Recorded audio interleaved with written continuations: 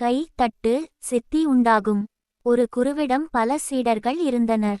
குரு சீடர்களுக்கு நற்போதனைகள் செய்வதுடன் அவர்களது சந்தேகங்களுக்கு விளக்கங்களும் கூறுவார். ஒரு நாள் சீடர்களில் ஒருவன், குருவே, பக்தியில் முழுமையாக ஈடுபட என்ன செய்ய வேண்டும்? ஏகாந்த சித்தி ஏற்பட வேண்டுமானால் அதற்கு என்ன வழியை கையாள வேண்டும் என்று கேட்டான். அவனை பார்த்து மெல்லச் சிரித்த குரு, இறைவனிடம் பக்தி செலுத்த பல வழிகள் உள்ளன. அவரவர் மனப்பக்குவத்துக்கு ஏற்ப அந்தந்த வழிகளில் முயன்றால் ஏகாந்த சித்தி ஏற்படும். மௌனமாக இறைவனை வழிபடுவது ஒரு முறை. ஆனால் மனம் இறைவனிடம் ஒன்றாமல் சிதறுமானால் அதை அடக்க இன்னொரு வழி இருக்கிறது.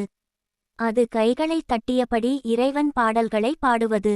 ஒரு மரத்தின் அடியிலிருந்து கை தட்டினால் அம்மர கிளைகளில் இருக்கும் பறவைகள் நாலா பக்கங்களிலும் சிறகடித்து பறந்து போகும். அதைப்போல இறைவனின் லீலைகளையும் கருணையையும் பாடலாக பாடி நாம சங்கீர்த்தனம் செய்து கொண்டு கைத்தட்டினால் உன் மனத்திலுள்ள தீய சிந்தனைகளெல்லாம் அகன்றோடிவிடும். கைகளால் தாளம் போட்டுக்கொண்டே இறை நாம சங்கீர்த்தனம் செய். அப்போது உனக்கு ஏகாந்த சித்தி உண்டாகும் என்று விளக்கினார். இந்த வீடியோ உங்களுக்கு பிடிச்சிருந்தா லைக் பண்ணுங்கள், ஷேர் பண்ணுங்கள், கமெண்ட் பண்ணுங்கள். மறக்காமல் இந்த சேனலை சப்ஸ்கிரைப் பண்ணுங்கள். நன்றி, வணக்கம்.